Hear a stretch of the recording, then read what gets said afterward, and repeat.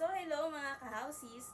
Welcome and welcome back to my channel. So for today's video is pupunta tayo sa dalawang townhouse property dito sa may Winfield 2. So kahapon nag-upload ako ng tatlo namang single attached property sa may Winfield. So if ever na interested kayo sa tatlong property na yon, is ilalagay ko yung link ng video dito sa description box or somewhere around dito sa video na to.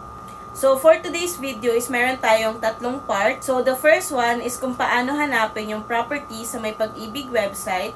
And then, number 2 is kung ano yung actual video nung mismong property. And then, yung pangatlo is kung paano mag-submit ng offer sa may Pag-ibig website. So, yung first video natin is napunta tayo sa tatlong single attach dito sa may Winfield 2. And for today's video is titingnan naman natin yung dalawang townhouse na natitira dun sa previous video. So again, ang pupuntahan lang natin is yung Pag-ibig site. Ayan. And then mag-i-scroll down tayo para makita natin yung list of properties for sale. And then scroll down lang ulit. And then dito pa rin tayo sa properties with no discount sa first auction. Scroll down ulit hanggang sa makita natin yung NCR Housing Hub. And then, dito pa rin tayo sa Tranche 11. Since ang duration of acceptance of bid offer is January 20 to 24, 2025. Which is, ayun yung pasok as of the time of the recording. So, kinlik lang natin yung C-list. And then, para mas specific yung list of properties, maglagay tayo ng unoccupied dun sa my remarks. Ayan. And then, na-filter out na siya. And then, sa property location, maglalagay din tayo ng Winfield para ma-filter out lahat ng nasa Winfield lang.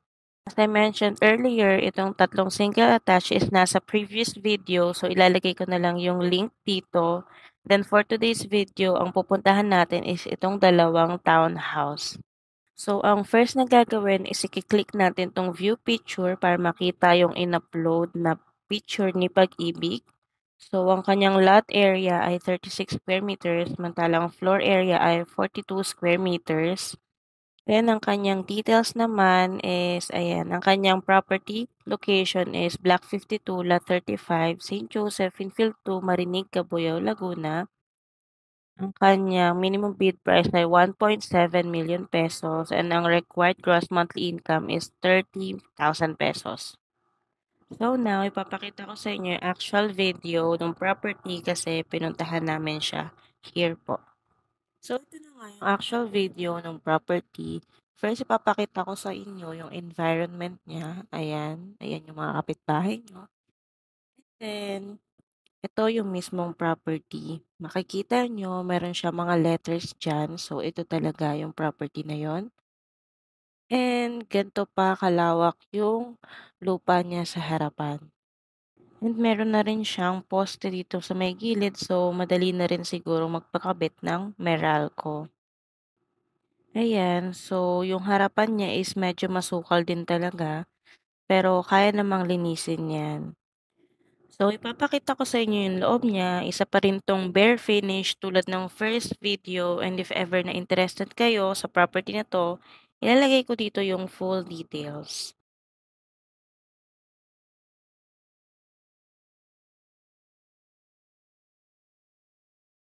Ayan, ang second property naman natin is Block 77, Lot 53, St. Joseph, Winfield 2, Cabuyao, Laguna.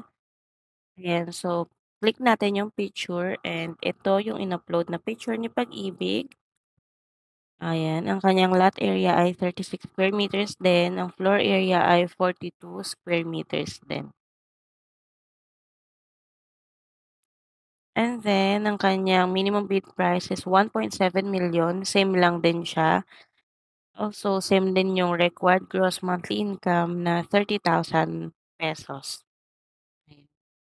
So, now ipapakita ko naman sa inyo yung actual video nung pinuntahan namin siya dito. So, ito naman yung second property. Makikita nyo nakalagay yung letter ni Pag-ibig ng Pag-ibig Fund Acquired Asset. And then yung makikita nyo rin sa may windows, parang meron pa siya mga plastic. So, feeling ko hindi pa siya natirhan ever since. Ayan, meron na rin siyang poste dito. So, meron na ring ilaw. So, goods yun. And then, ganito pa kalawak yung harapan niya. Ayan, medyo masukal lang din talaga sila dito kasi siguro walang nagme-maintain, gano'n. Pero, ayun, linisin niyo na lang.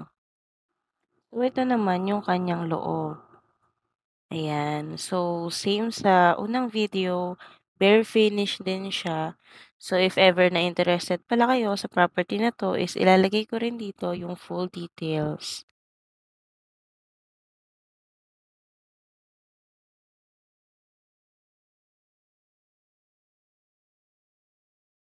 Nga pala yung environment ng property, ayan. Parang nasa pinakadulo siya nung kantuhan. So now, tuturuan ko na kayo kung paano mag-submit ng offer. So, i-click nyo lang yung submit offer nung napili nyong property. Ayan. And then, pagka-click nyo ng submit offer, kailangan nyo ilagay yung buyer number nyo and then yung OTP din. Then, i-click natin yung proceed and then okay since na-verify na yung OTP. Ang next na landing page natin is itong bid offer details which is auto-populated depende sa property na napili nyo. So, lahat ng details starting from type of bidder to minimum bid price is naka-auto-populate na yung lahat ng details. And then, ang kailangan nyo lang na i-fill upan is itong may mga asterisk na color red. So, for the bid offer, kinapi-paste ko lang yung minimum bid price since tutorial lang naman to and hindi naman talaga ako magbibid. So, for the retype bid offer, kinapi-paste ko lang din.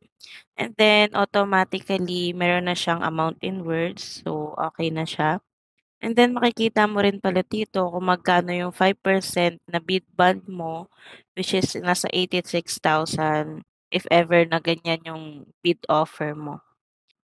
And then dito sa last part, may tatlong questions na kailangang sagutan, which is kung present occupant ka ba? No. Ikaw ba yung former owner? So, no. And then yung mode of payment, since meron tayong cash, short term, and long term. So, click natin yung long term. And then lalabas dito kung gaano mo katagal gustong bayaran. So, maximum is 30 years. And then lalabas kung magkano yung required monthly mo. Then kapag binawasan mo yung term, tataas naman yung required monthly gross income. So, babalik muna natin sa 30. And then kapag tama na yung lahat ng details, click na proceed and then okay. And then, ang next landing page natin is itong bidding card. As you can see, nandito na yung property na binid ko, itong pangalawa. And then, makikita nyo naman dito sa taas yung previous video na in-add to cart ko. So, if ever na interested kayo sa mga single attached na property sa Winfield 2, you can watch my previous video. Ilalagay ko yung link sa descriptions box or sa taas. So, for now, i-remove ko muna ito para hindi kayo malito.